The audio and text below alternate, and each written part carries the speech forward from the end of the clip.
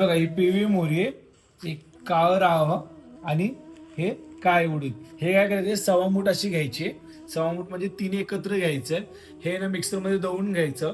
दळून झाल्यानंतर त्या पिठामध्ये थोडंसं मोहरीचं तेल टाकायचंय आणि त्याचे ना तीन गोळे करून घ्यायचे. टोटल तीन गोळे. आणि खाईचे पान म्हणजे आपली नागिनीचे जे पानं आहेत, त्या पानं काय करायचे, त्या पानावरती दोन पाने घ्यायचे. त्या दोन पानावरती हे तीन गोळे ठेवायचे. त्याच्यावरती हळदी कुंकू व्हायचं आहे आणि दोन हातात घ्यायचे आणि त्याच्यावरती एक छोटासा कापूर जाळायचा.